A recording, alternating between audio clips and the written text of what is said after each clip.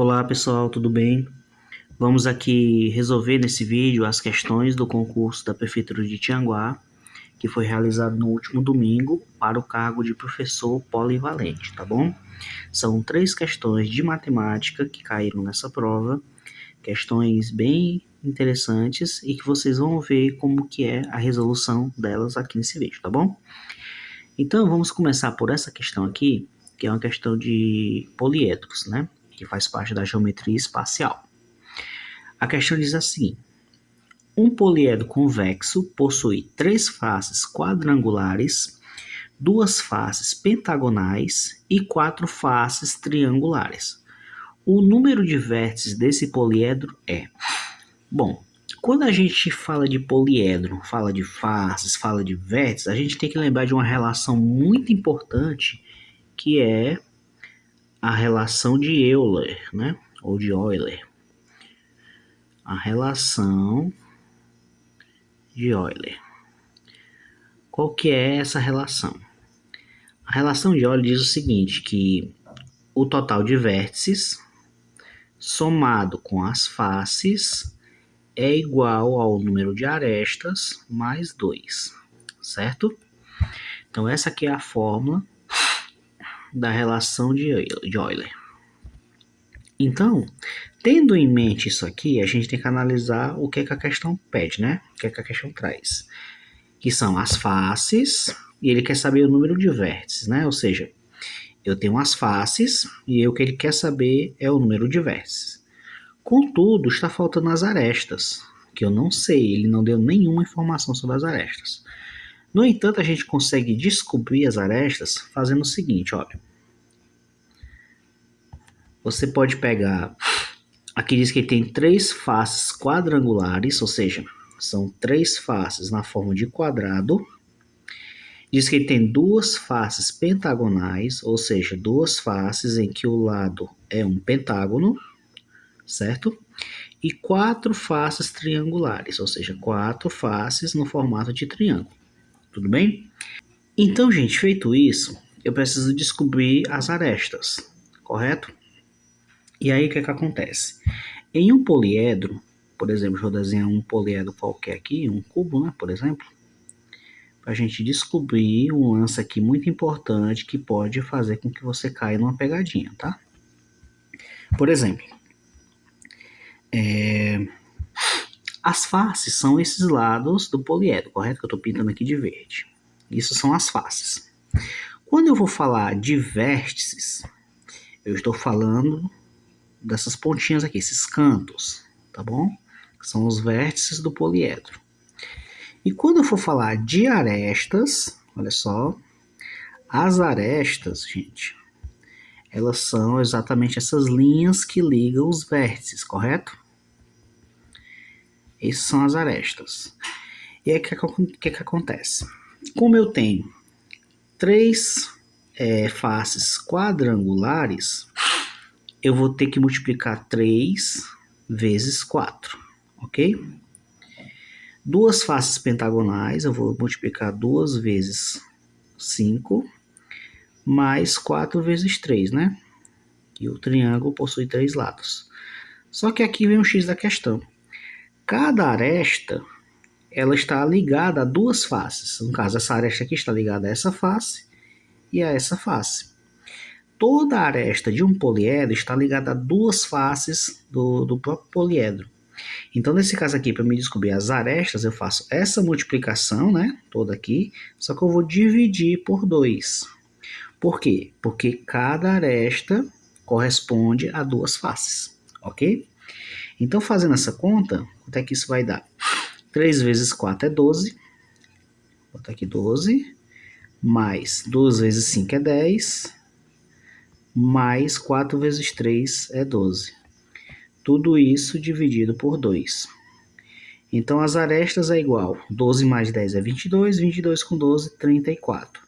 Então, ficou 34 dividido por 2, que é igual a 17. Esse 17 aqui são as arestas, tá bom?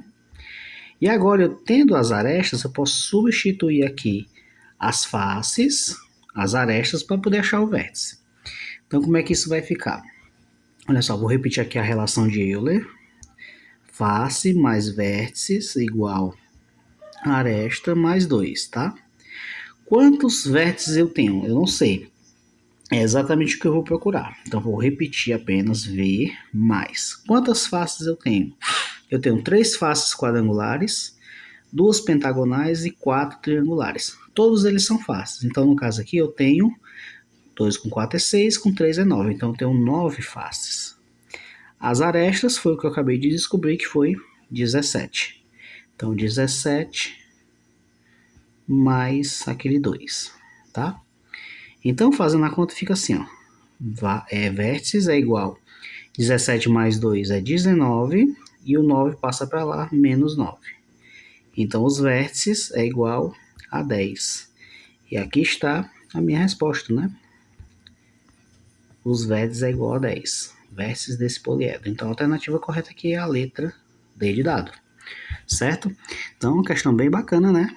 Que a gente apenas tem que usar a relação de Euler para poder resolver ela. Ok? Vamos para a próxima questão. A próxima questão diz assim: uma pessoa realizou uma pesquisa com alguns alunos de um curso e coletou as idades dos entrevistados. Os dados foram organizados na seguinte tabela. Aí temos aqui a idade dos alunos, cada um 18, 19, 20, 21, 22, e o número de alunos que tem cada cidade, né? Então, tem 5 alunos com 18 anos, 8 alunos com 19 anos, 12 alunos com 20 anos, 7 alunos com 21 e 3 alunos com 22 anos. E aí com base na tabela, a média de idade aproximada dos alunos entrevistados é. Então, vamos ter que calcular aqui a média aritmética, né? Então, ele quer saber a média da idade. Então, temos aqui a idade, só que eu tenho aqui vários alunos, que cada número desse aqui corresponde àquela idade, correto? Então, eu vou ter que fazer a média ponderada. Por quê? Porque eu não tenho apenas um aluno para cada idade, eu tenho vários, né? Então, tem que fazer a média ponderada. E como é que é a média ponderada? É muito simples, gente, ó. Média é igual. São quantos alunos com 18 anos? 5 alunos. Então, eu boto 5 vezes 18. Mais 8 alunos. Deixa eu apagar aqui. 8 alunos com 19. Então, 8 vezes 19. Continuando. 12 alunos vezes 20. Mais 12 vezes 20. E aí, 7 vezes 21. Mais 7 vezes 21. E por fim, 3 vezes 22.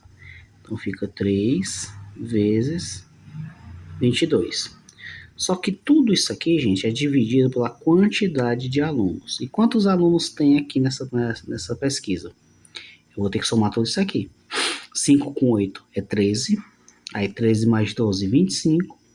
25 mais 7, 32. E mais 3, 35 alunos é o total, né? Então, eu vou colocar aqui dividido tudo isso por 35. E aí, gente, é só fazer as contas, né? Média é igual 5 vezes 18 dá 40, 90, né? Mais 8 vezes 19, 72. Aí 8 vezes 1, 8, mais 7, 15, 152. Mais 12 vezes 20 é 240. Mais 7 vezes 21 é 147. Mais 3 vezes 22, 66. Tudo isso dividido por 35. E aí, se eu somar tudo isso aqui, gente, média, né, é igual. Se eu somar tudo isso aqui, vai dar 695, tá bom? Dividido por 35. E aí, se eu for dividir, vai dar um valor aproximado de 19,85. E aí, aqui está a minha média aritmética, né, das idades, 19,85. E o que é que ele quer? Ele quer a média da idade aproximada, ele não quer exata, né? Então, eu tenho aqui 18 anos, 19 anos, 20 anos e 21 anos.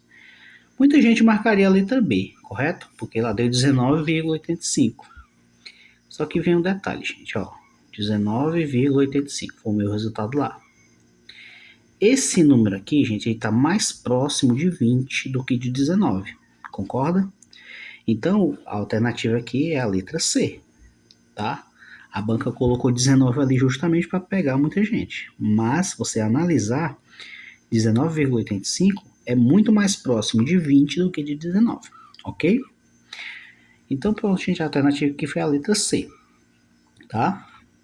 A gente usa aqui a média ponderada para resolver essa questão, ok? Vamos para a última, que na minha opinião foi a mais legal. Em um hospital, 150 pacientes foram testados para 3 doenças A, B e C. Os resultados foram os seguintes: 70 pacientes testaram positivo para a doença A, 60 pacientes testaram positivo para a doença B, 50 pacientes testaram positivo para a doença C, 25 pacientes testaram positivo para as doenças A e B, 20 pacientes testaram positivo para as doenças A e C, 15 pacientes testaram positivo para as doenças B e C, e 10 pacientes testaram positivo para as 3 doenças. A quantidade de pacientes que não testou positivo para nenhuma das 3 doenças foi. E aí eu tenho as alternativas. Bom, a princípio essa questão aqui pode dar um nó na garganta, né? Só de olhar ela. Mas ela é mais simples do que você pode imaginar. E vou mostrar aqui o porquê. Observe o seguinte, gente, olha. Eu tenho aqui 3 doenças, A, B e C. E observando aqui nos resultados, houve interseções entre A e B, entre A e C, entre B e C, e entre as 3 doenças, né? Então, eu posso fazer o seguinte, ó. Eu posso usar o diagrama de Venn, né? Dos círculos que eu vou colocar aqui. Vou colocar aqui um círculo. Deixa eu melhorar isso aqui. O segundo círculo. E o terceiro círculo. Certo? Então, o que ele quer saber? Nós vamos aqui fazer uma análise geral desses resultados e observar a interseção, né? Ou seja, eu vou chamar aqui esse aqui de A, esse aqui de B e esse aqui de C, tudo bem? E aí observa o seguinte, ó. Esse pedaço aqui é a interseção entre as 3 doenças, né? Esse outro pedaço deixa eu dar uma apagada, né? Esse outro pedaço aqui, ó, é a interseção entre B e C, correto? E